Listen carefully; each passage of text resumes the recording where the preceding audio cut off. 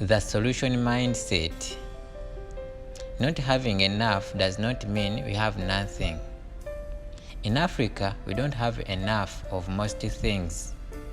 We don't have enough food, we don't have enough electricity, we don't have enough clean water, we don't have enough schools, we don't have enough foreign exchange, we don't have enough houses, teachers, doctors, or nurses.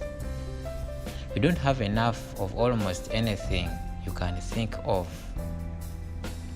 Most people looking for solutions, including governments, donors, and entrepreneurs for profit and not for profit, are mostly focused on trying to get us more of what we don't have.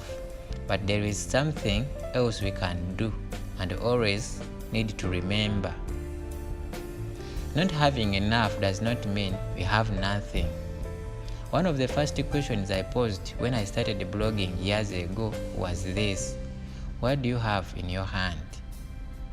I posed this question at the time also as a statement of my faith. God asked Moses, "What is in your hand?" And when he answered that all he had was a shepherd's rod, God essentially said to him, "That is enough what I need to do." And we all know that with the rod, Moses was empowered to even open the Red Sea. Not having enough does not mean we have nothing. When you have little, we must not only try to do what we can, we must also never waste the little we have. Extending the capacity of the little we have is real entrepreneurship. Now the new pathway to entrepreneurial success lies in the shared economy business model.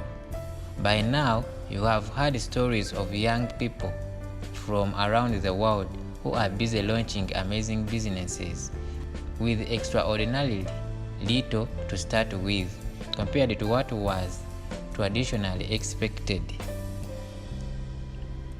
Not having enough does not mean you have nothing. You might live in a country where it is virtually impossible to get a loan to start a business. Particularly if you are a woman, it might also be that you live in a place where the elite appear to have basically cornered every opportunity for themselves and their families.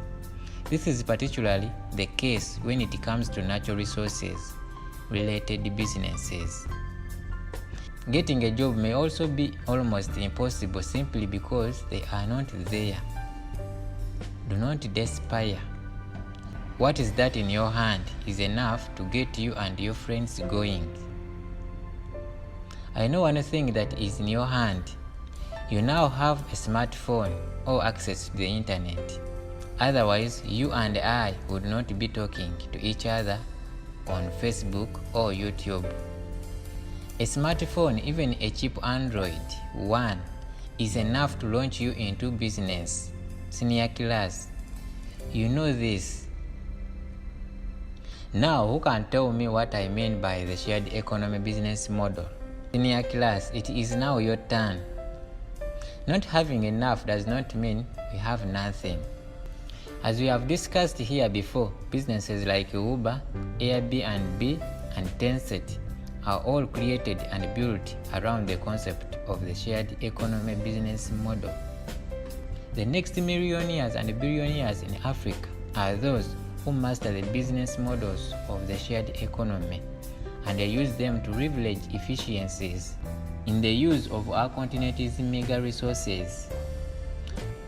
Consider this: over 40% of farm produce in Africa is lost long before ever getting to consumers. This is called post-harvest losses. If we eliminated just half this waste, the impact would be phenomenal, beyond imagination. Imagine as an entrepreneur, if you study this problem, as some are doing right now, you can have amazing opportunities. Some of the most exciting African entrepreneurs today are working in this area. Ways to reduce post-harvest waste. Consider this: in some countries, nearly 40% of the children are stunted due to poor nutrition. An egg a day will cut stunting by a whopping 47%. Imagine if we could develop business models as entrepreneurs to get eggs or the benefits of egg protein into every school. In India, they have programs to try and get a glass of milk and an egg to young children. I recently visited a business in Rwanda which produces food for babies specifically to tackle this problem. I love this business. There are hundreds of amazing businesses emerging around the area of agriculture using the shared economy model. During a meeting of an organization called the Giving Pledge a few years ago, I ran into a young man who co-founded a business called Airbnb. He is now worth more than $5 billion. He was in his early 30s when I met him, even though he looked much younger. What an amazing business model. But here is the thing, a smart young entrepreneur like you can use that same concept to solve other types of problems right here in Africa. And if you don't do it, someone will come from America, India or China and do it right on your doorstep. My fastest growing and most exciting businesses are all based on the shared economy business model. They are disruptors of traditional business models. How can you as an African entrepreneur take this principle and use it to tackle some of our challenges? I want us to focus our attention on businesses that use the shared economy business model. This is one of the most important new pathways to entrepreneurial success. Say it to yourself, I am on it. Solution mindset. Now get rolling. Uber is the tractor. A younger man looked at Uber and it gave him an idea. In my area, we only have a few tractors. What if I developed an app which allowed farmers to find tractors that are idle? Immediately he had a shared economy business. When he came to Chumi Technologies looking for investment, it was not an idea because we don't invest in ideas. I invest in businesses. One day soon you will hear what we did with his business. All over Africa, young people are looking at any area with scarce resources, skills, or assets and developing Uberization, shared economy business. These are the guys who 2 years ago listened to me when I said it is time for you to learn how to do coding. I don't write these things as a social commentator. I write those things for those who want to do something. I am creating the next generation of billionaires. And be like Uber are African innovations.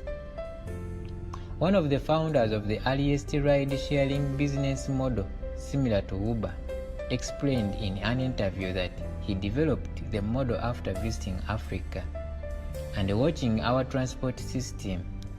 Similarly, I immediately recognized in Airbnb a concept that has been in African urban cities for decades. It would not surprise me if the founder of Airbnb saw his concept in Africa. Anyway, whilst I will not give a prize, I would like to hear from anyone who knows what concept in Africa gave way to Airbnb. By now, you will have spent a few days studying everything you can on Airbnb so that Ivy Barley does not win this contest again. Here is a free shared economy business idea. I'm too busy to implement this. Fruit and vegetable vendors lose much of their product because they do not have facilities to extend the shelf life. If I were a young entrepreneur, I would solve this problem and make so much money. It would be silly. A young engineer in Israel actually showed me a simple design of a containerized freezer powered by solar panels on top, So simple that even a first-year engineer could design it. The marketers can bring their fruit and vegetables and put it in a special seal-level bags for overnight storage.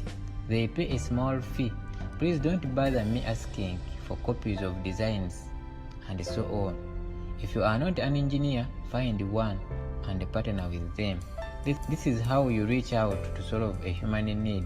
There are so many of these types of problems out there for you to solve entrepreneurially.